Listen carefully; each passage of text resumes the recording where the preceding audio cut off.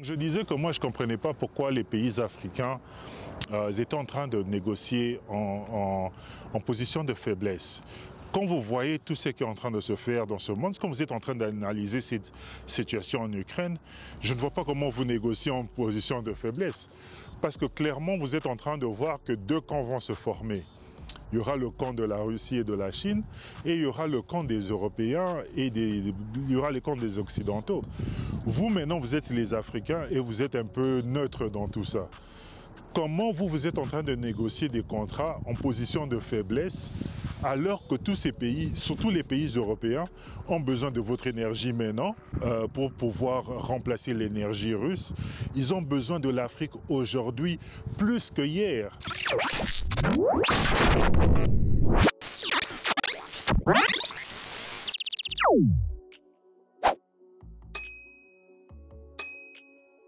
Et comment vous êtes en train maintenant de faire des contrats avec eux et vous vous dites qu'eux, ils sont en train de vous emmener le savoir-faire. Vous n'avez pas de savoir-faire, vous avez seulement des ressources et vous les donnez toutes les ressources pour rien. Mais si vous avez des ressources, vous n'avez pas besoin de tous ces gens. Ce que je disais était que la raison pour laquelle les États-Unis ne vont pas gagner la guerre contre la Chine, c'est parce que les États-Unis, vous n'allez pas quitter les États-Unis pour aller vous imposer dans un autre continent. Je crois que les Africains ont une façon de voir les choses qui sont un peu différentes. Il n'y a pas moyen que les États-Unis, malgré toute leur puissance, il n'y a pas moyen qu'ils puissent venir et gagner une guerre en Afrique sans la participation des Africains. Et ça, c'est comme ça dans tous les pays du monde. Vous n'allez pas partir, vous pouvez parler de l'Ukraine, vous pouvez parler de la Russie, mais la guerre se fait sur le terrain. Vous devez gagner la guerre sur le terrain. Vous pouvez avoir des armes très sophistiquées, modernes et tout ça, mais vous pouvez envoyer des missiles.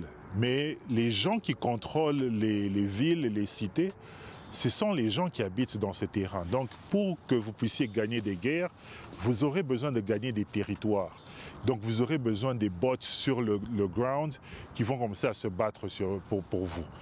Il n'y aura jamais maintenant un temps dans l'histoire du monde où les Américains pourront avoir plus de bots sur le territoire africain que les Africains eux-mêmes. En République démocratique du Congo, vous avez quelque chose comme 80 millions, 100 millions d'habitants. Vous croyez vraiment qu'il y a une armée dans ce monde ici, même l'armée la plus puissante, ne pourra pas emmener ses hommes et s'imposer en République démocratique du Congo, à moins que les Congolais les permettent de le faire. Si les Congolais veulent se défendre et protéger leur territoire, ça ne va pas se faire. Vous regardez même la guerre qui se fait avec le Rwanda, la guerre des histoires de M23, toutes ces petites bêtises-là, ça c'est rien. Ça, ce n'est pas un problème, mais vous regardez, vous voyez le mindset déjà des Congolais. Parce que ce qui se fait en Ukraine, et regardez l'attitude des Ukrainiens. La Russie est en train d'attaquer leur pays, et ce que l'Ukraine demande aux autres pays, ce sont des armes pour se défendre. Mais regardez en République démocratique du Congo. Il y a le Rwanda, le M23, qui est en train d'attaquer la République démocratique du Congo. Mais ce que la République démocratique du Congo est en train de privilégier, c'est la diplomatie. Ils partent chez les gens qui sont en train de supporter le Rwanda pour leur dire que dites au Rwanda d'arrêter de faire ça ou bien sanctionner le Rwanda. Mais le peuple congolais lui-même n'est pas prêt à se battre pour garder ses terres. Et ça, c'est quelque chose que tout le monde est en train de voir en Afrique et ils sont en train d'assister vraiment, vous êtes presque en train d'assister à la balkanisation de la République démocratique du Congo sans aucun effort ou bien sans aucune résistance du peuple congolais. Ce qui est vraiment très choquant parce que même quand vous regardez la population de Goma, vous regardez ceux qui sont à Lubumbashi, vous regardez ceux qui sont à Kinshasa, le peuple congolais n'est pas prêt à se... Ils disent qu'ils sont prêts à se battre, mais s'ils étaient prêts à se battre, ils allaient forcer leurs politiciens à aller en guerre. Mais jusqu'aujourd'hui, le Congo, la RDC n'est pas en guerre contre le Rwanda ou bien contre les autres pays qui sont en train de nous agresser. Donc ça, c'est le mindset des peuples. Et en diplomatie, les autres pays voient ça. Ils se disent que c'est un peuple ils pleurnichent encore trop. Ce sont des gens qui sont ils ont cette mentalité-là encore d'esclaves, où vous êtes en train d'aller chez les Européens, les Occidentaux, pour leur demander de l'aide, pour les demander de dire aux autres de pouvoir arrêter, des histoires comme ça. Donc c'est un peu comme... les diplomates africains sont toujours... c'est un peu comme des enfants. Ils sont des enfants qui ont besoin de leurs parents européens avant de prendre des décisions. Et quand vous êtes dans une situation comme ça sera difficile pour vous de pouvoir vous développer. Parce que, comme je vous disais, les pays qui ont des minéraux ne sont pas des pays qui peuvent être sanctionnés. La République démocratique du Congo avait un embargo. Comment vous allez faire un embargo d'armes à un pays qui a du cobalt, qui a du lithium, qui a presque tous les minéraux que nous cherchons ici dans la planète? Tout ce que ces gens ont besoin de faire, c'est de construire une armée, sécuriser leur territoire et vous serez obligé de dealer avec eux. Donc ça, c'est la chose la plus simple que les Africains, que les Congolais puissent faire. Et c'est ça normalement qu'ils doivent faire. Normalement, le gouvernement congolais, après cette agression du Rwanda, après cette agression du M23, tout ce qu'ils doivent se dire est que on va faire monter notre armée en puissance, on va sécuriser notre territoire partout, on va faire de sorte que notre armée soit l'armée la plus forte de l'Afrique centrale, et on va forcer tous ces gens qui veulent nos minéraux à dealer avec nous. C'est ça qui se fait dans tous les pays.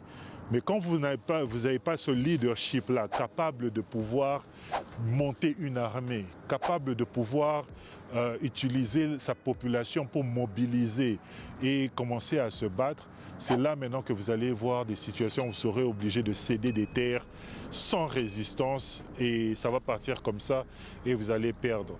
Et je disais ça aussi dans un autre épisode que la balkanisation de la RDC, pour moi, c'est pas quelque chose qui me fait peur. J'ai jamais été ce Congolais-là qui avait peur, qui a peur que le Congo puisse être balkanisé. Moi, ça ne me fait pas peur. Et la raison pour laquelle ça ne me fait pas peur, parce que si vous regardez partout dans ce monde ici, la balkanisation, c'est quelque chose que... C'est un peuple qui doit accepter ça. Et si le peuple qui est en République démocratique du Congo, le peuple qui est à Goma, à Kinshasa, à Lubumbashi et partout, si ce peuple-là qui vit dans ces zones-là occupées a accepté d'être balkanisé et toute la province accepte de céder leurs terres, ça veut dire que c'est ça qui doit leur arriver. Donc c'est un peu comme ça que le monde fonctionne. Les territoires sont occupés par des peuples et ces territoires sont protégés par des peuples. Et quand vous ne le faites pas, d'autres personnes qui veulent ce territoire vont venir et le prendre. Ce qui se fait en Ukraine, c'est pratiquement la même chose. Les Ukrainiens, eux, ils se battent pour protéger leur territoire. Les Russes, eux, ils disent qu'ils sont en train de se battre pour protéger leurs intérêts. Et vous devez vous battre sur le terrain. Et quand vous écoutez la communication ukrainienne, ils ne sont pas vraiment en train de dire que vous devez sanctionner la Russie pour ça. Oui, les Américains vont le faire déjà. Mais ce qu'ils sont en train de dire maintenant, ils ne disent pas « venez vous battre pour nous ». Ils sont en train de dire « donnez-nous les armes, on va se battre ». Les Congolais maintenant aussi doivent dire la même chose. Au lieu de dire aux États-Unis « sanctionnez le Rwanda, faites ça ». Les Congolais doivent dire « pourquoi vous ne nous donnez pas des armes, comme ça on va aller nous battre contre le M23 et contre tous ces gens ». Mais la mentalité africaine, la mentalité congolaise, ils cherchent toujours que les Européens, ceux qui sont déjà affaiblis, et ils sont encore en voie d'être plus affaiblis, puissent être les personnes qui vont commencer à vous donner des solutions à vos problèmes. Et ça, c'est une situation qui va garder dans ce moment ici qui est vraiment très crucial dans l'histoire du monde, où l'Afrique a une chance de passer vraiment dans le pas de leadership. C'est cette mentalité-là de pouvoir toujours dépendre aux Européens, même quand eux, ils sont affaiblis, qui va faire que l'Afrique ne va pas se développer. Et vous allez voir qu'il y aura d'autres pays africains qui vont se positionner de telle façon que, après que toutes ces histoires puissent passer, ils seront dans une position plus forte qu'ils étaient avant.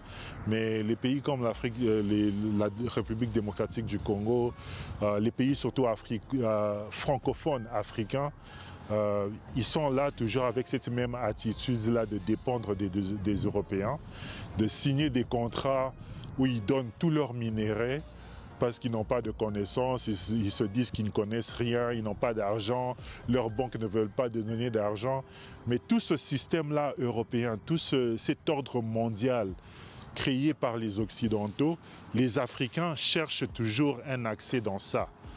Par contre, vous avez les Russes et les Chinois qui cherchent à changer l'ordre mondial, où vous n'aurez plus besoin seulement de l'FMI, où vous n'aurez plus besoin seulement des Occidentaux pour approuver vos contrats, parce qu'eux, ils vont vous dire qu'ils ont l'argent. Vous, vous croyez vraiment en tant qu'Africains que les Européens ont plus d'argent que les Africains? La raison pour laquelle on est en train de dépendre d'eux, c'est parce qu'on est dans un système qu'eux, ils ont créé, où ils nous disent que dans ce système ici, nous, on a plus d'argent que vous. Mais quand vous regardez dans les faits, comme on était dans l'ancien temps, on faisait le troc et tout ça, les Européens n'ont rien qui peut justifier cet argent. Cet argent-là, c'est de l'argent en papier. C'est pour ça que quand vous entendiez toutes ces aides-là à l'Ukraine, on va donner 50 billions, on va donner 60 billions. Tout ça, c'est de l'argent qui est artificiel, c'est rien.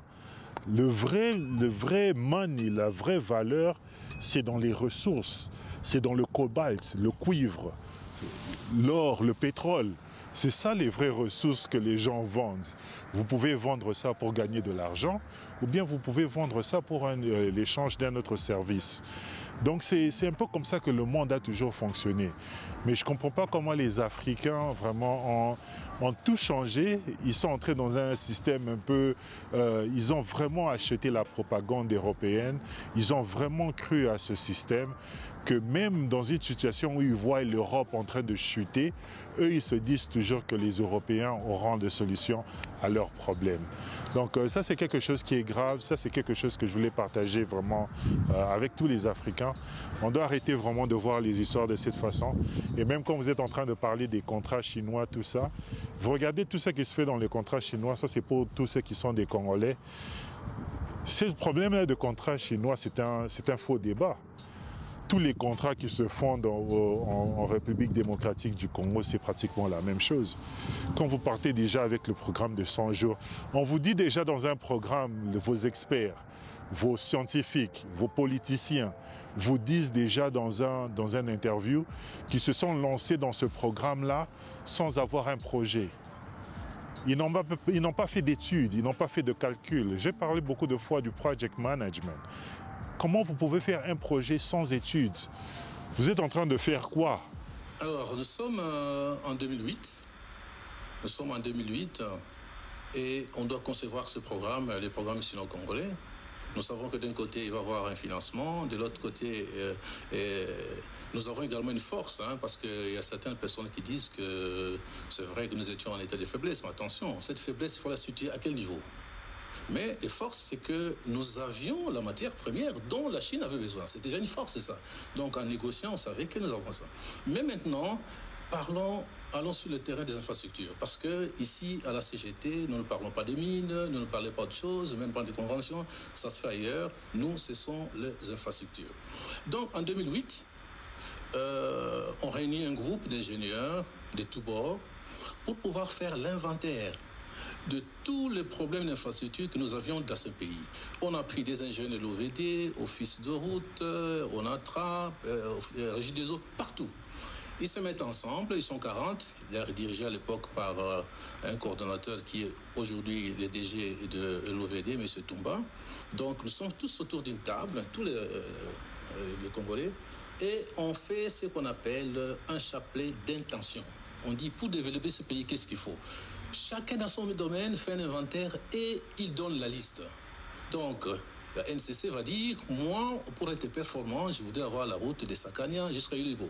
De Ilebo jusqu'à Kinshasa, ça faisait 2000 km. L'office de route va nous dire, nous voudrons développer ce pays avec les routes, il faut qu'on parte de Mwanda jusqu'à Sakania, 3000 km. Donc voilà à peu près ce que nous appelons aujourd'hui la NCC. C'était en fait un pépinière, c'était la pépinière, qu'on mettait toutes les intentions, c'était chapelet d'intentions.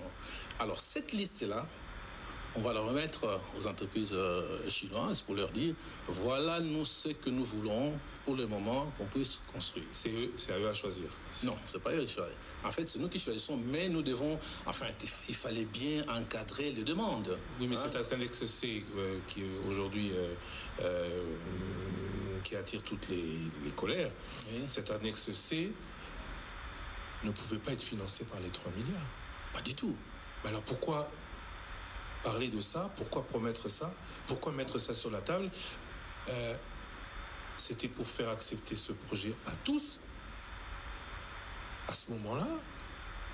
Ou c'est juste pour dire nous avons réfléchi à ce qui est nécessaire pour notre pays? Non, mais je pense que poser de cette manière, je ne pense pas. Donc, l'annexe C, quand vous voulez planter vos fleurs, eh bien, je pense que vous allez dans une pépinière. Mais il n'est pas dit que toutes les fleurs qui sont dans la pépinière seront vendues ou plantées. Ça, je pense, on est d'accord. Donc, c'est tout simplement un cadre où il fallait chaque fois aller puiser, n'est-ce pas, le projet. Mais les 3 milliards, je dirais bien, c'était une tranche. Pour faire quoi? On ne se limitait pas à 3 milliards. Et pour faire quoi? Alors, la première difficulté que nous allons avoir, c'est que nous avons les 3 milliards. Comment pouvoir mettre, n'est-ce pas, des infrastructures en exécution? Il faut des études. Les Chinois nous disent, nous sommes prêts à financer, mais donnez-nous les études.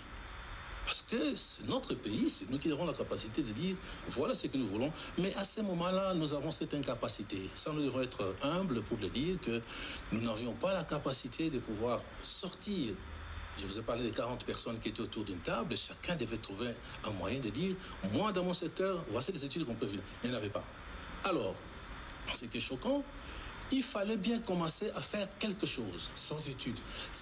Il fallait contracter une dette sur un montant déterminé contre des richesses bien déterminées sans savoir exactement ce qu'on est en mesure de faire. Non, je pense que si vous me laissez aller jusqu'au bout, vous allez comprendre pourquoi. Nous avons l'argent, mais nous avons d'autres contraintes politiques. Donc, les Chinois et nous, on s'est dit, nous avons 2 ans, nous allons faire des études. Après ces études, nous commençons les travaux. Mais là, nous sommes en 2009. Une année plus tard, ce sera 50e anniversaire de notre indépendance. Donc, il y a des échéances politiques qui sont devant nous et il faut bien faire quelque chose. Qu'est-ce que nous allons faire? Chacun d'entre nous a trouvé quelque part des études, ce n'est pas des études, peut-être des devis, on s'est dit, on va faire ça. C'est pour cette raison, avec les 350 millions qui vont sortir, on va commencer d'abord à voir où on pouvait trouver un semblant d'études. Nous sortons, l'hôpital, il était là, les bâtiments. On s'est dit, mais comme bâtiment, il y a le cinquantenaire est là, est-ce qu'on peut en faire quelque chose? On prend celui-là. Et un mois avant, vous prenez le cinquantenaire et vous y mettez 114 millions de dollars. Je vais y arriver. Oui. Je vais y arriver. Alors, je vais d'abord citer, parce que on m'a posé la question de savoir si on n'a pas les études. Et on va aller commencer par quelque chose. Nous devons également savoir que toutes les banques du monde qui financent le projet, ils ont le même principe. Donc, que ce soit Exim Bank, que la Banque mondiale, l'Union européenne, le BAD, avant d'aller chercher l'argent, vous devez nécessairement présenter un dossier. Et ce dossier doit comprendre des études. C'est comme ça que nous allons sortir les quelques dossiers que nous avions, qui n'étaient pas d'ailleurs complets. Nous allons sortir quand même. Donc, on trouve un vieux dossier de l'hôpital cinquantenaire, on le sort. Il y a l'Office de route, à l'époque, venait d'avoir un financement, il venait de réhabiliter la route Lubumbashi, Kasumé, Nakasenga, en route en terre. Nous allons sortir ces dossiers-là. On prend encore du côté de Beni.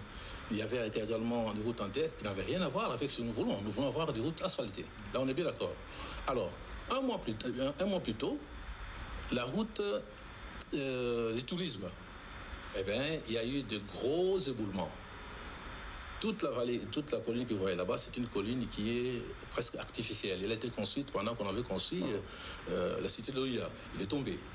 Alors, à l'époque, nous sommes allés frapper à la porte de la CTB, qui est la coopération technique belge, qui va accepter de faire des travaux. Mais à une condition, il fallait démilitariser le site. Oui, parce qu'il ne voulait pas travailler dans un site militaire. Donc, nous sommes là, et tout le monde trouve que la route du tourisme était coupée. Donc, nous avions un devis.